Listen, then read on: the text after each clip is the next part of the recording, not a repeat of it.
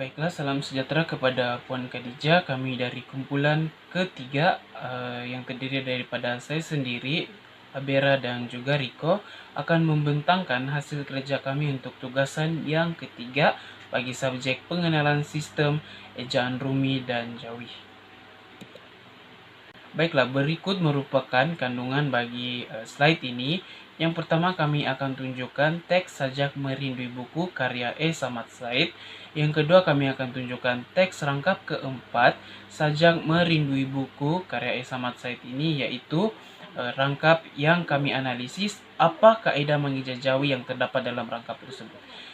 Jadi berdasarkan analisis kami mendapat 5 kaedah mengijazawi yang terdapat dalam rangkap tersebut, yaitu yang pertama, hukum Darlung, yang kedua, hukum luar Darlung, yang ketiga, perkataan satu suku kata, yang keempat, hukum K dan Ga, dan yang kelima, kata pinjaman, yaitu bahasa Arab. Baiklah, tanpa membuang masa, kita beralih kepada slide yang pertama, yaitu teks Sajak Merindui Buku karya E. Samad Said.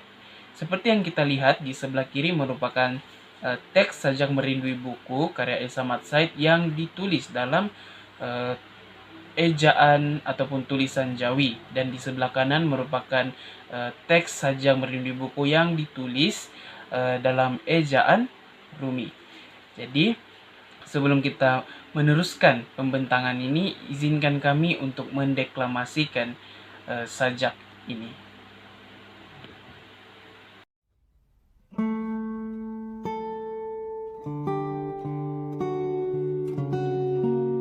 Inilah denai jejak seni ke hati, puncak fikir yang indah sekali. Tanpa himpunan ilmu di kalbu buku, kita tak sempat sampai ke mercu itu. Di sini diri sentiasa di taman, menikmati unggas dan puspa menawan.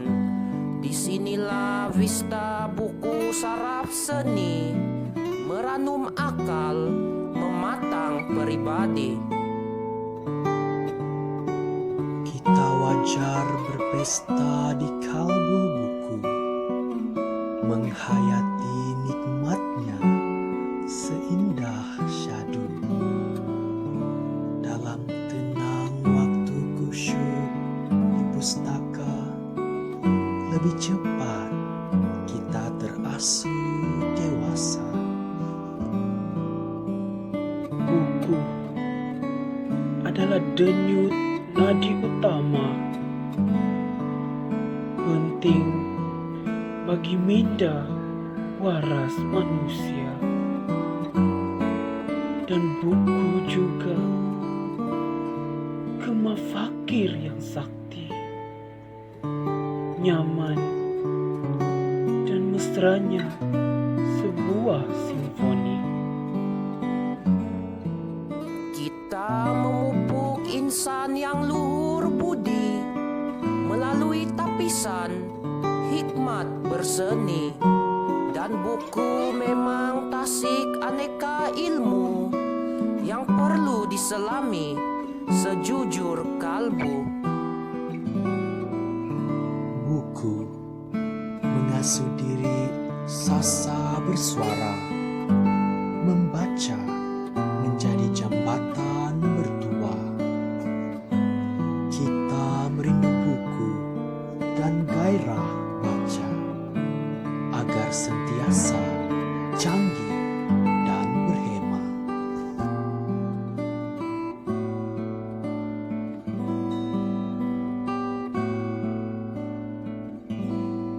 Baiklah, kita teruskan lagi pembentangan kita. Jadi berikut merupakan teks rangkap keempat Sajak Merindui Buku karya E. Samad Said.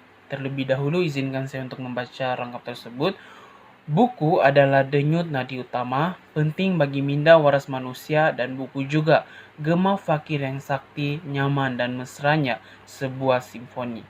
Jadi berdasarkan analisis kami terhadap rangkap tersebut, kami telah menjumpai 5 kaedah mengejazawi. Jadi mari kita lihat satu persatu. Yang pertama ialah hukum Darlung. Hukum Darlung ada 5, yaitu dal, ro, lam, waw, dan nga.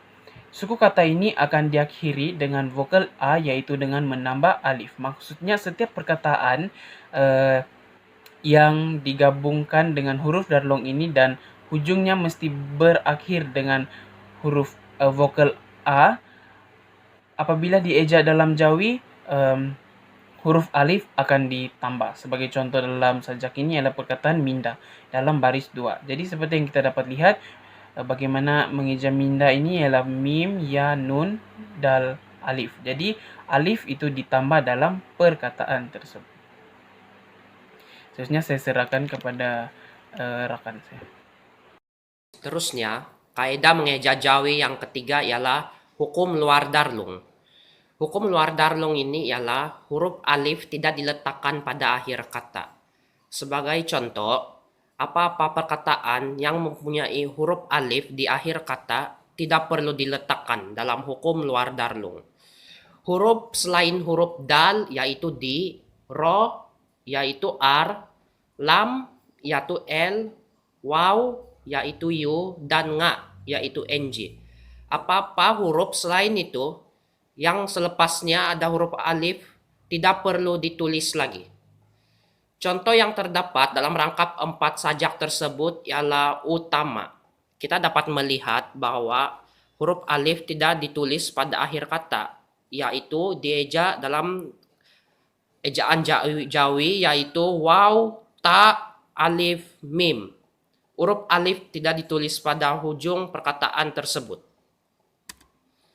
Seterusnya kita beralih kepada perkataan satu suku kata, yaitu kaidah mengeja Jawi yang ketiga.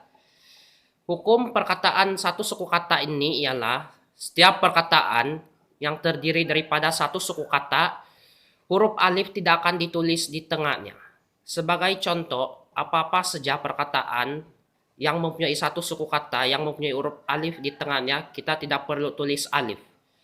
Terdapat contoh yang terdapat dalam sajak tersebut dalam rangkap 4 ini, yaitu perkataan yang. Kita dapat melihat bahwa yang dieja dengan ya, nga. Perkataan alif di tengah-tengah telah digugurkan. Ini membuktikan bahwa perkataan satu suku kata tidak akan diletakkan huruf alif di tengahnya. Baiklah, saya teruskan dengan kaidah mengeja Jawi yang keempat yang kami kenal pasti dalam rangkap keempat sajak Samat Said, yaitu hukum kaga. Menurut hukum kaga, huruf K dan G pada suku kata terakhir perkataan tidak diberi huruf alif selepasnya. Contoh perkataan yang menggunakan hukum ini yang kami kenal pasti ialah perkataan juga.